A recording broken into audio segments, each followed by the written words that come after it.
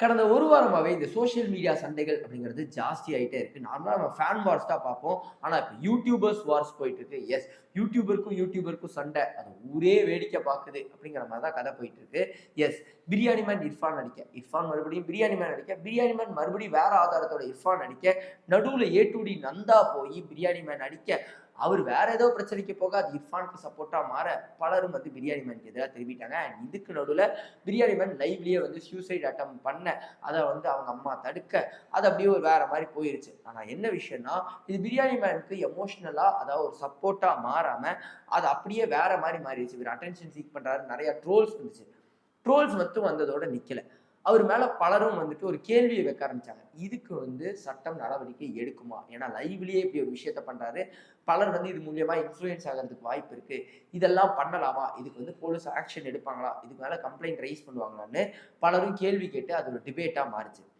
இந்த சமயத்துல தான் நேத்து பிரியாணி மேன் வந்து அரெஸ்ட் செய்யப்படுறாரு. 1 இல்ல 4 சட்டத்துக்கு கீழ வந்து அவர அரெஸ்ட் பண்ணியிருக்காங்க.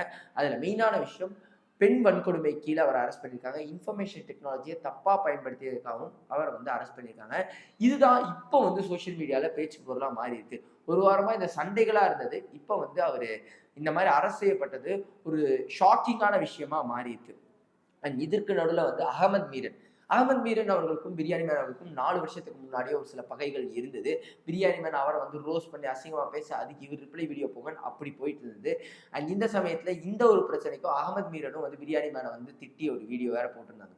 ஸோ கிட்டத்தட்ட ஒரு யூடியூபர் சண்டை களமாவே இப்போ வந்து யூடியூப் மாறிடுச்சு. அண்ட் ஒரு விஷயம் என்னன்னா, நீங்க ரீசென்ட் டைம்ஸ்ல நோட் பண்ணீங்க அப்படின்னா, இந்த சோசியல் மீடியால பிரபலமாகறவங்க, இந்த இன்ஃப்ளூயன்சஸா இருக்கிறவங்க அதிகமான பிரச்சனைகள்ல இப்ப ரீசெண்டா மாட்றாங்க. இந்த ஃபேமஸ் ஆகறதுங்கிறது பிரச்சனை கிடையாது. அந்த ஃபேம எப்படி யூஸ் பண்றோம், எந்த மாதிரி ஒரு சில பீப்பிள இன்ஃப்ளூயன்ஸ் பண்றோங்கிறதுல தான் மெயினான விஷயம் இருக்கு. அண்ட் நீங்க என்ன ஸ்டாண்ட் எடுக்கிறீங்க அப்படிங்கிறதுலயும் மெயினான விஷயம் இருக்கு.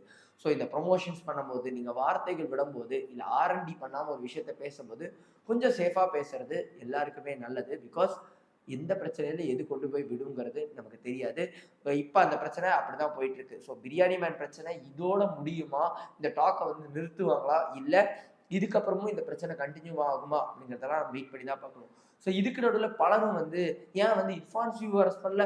ஏன் இவங்கள அரெஸ்ட் பண்ணல? அவங்கள அரெஸ்ட் பண்ணலன்னு கொஸ்டின் ரைஸ் பண்ணிட்டு இருக்காங்க. ஆனா இப்ப நடந்திருக்கிற பிரச்சனைக்கு ஒருத்தவங்க வந்து கம்ப்ளைண்ட் பண்ணியிருக்காங்க. அதுவுமே அவங்க வந்து அந்த வீடியோஸ்லயே நீங்க நெறைய நியூஸ் பார்த்தீங்கன்னா சொல்றாங்க. ஸோ அதுக்காக தான் இப்ப இவர வந்து அரெஸ்ட் பண்ணியிருக்காங்க.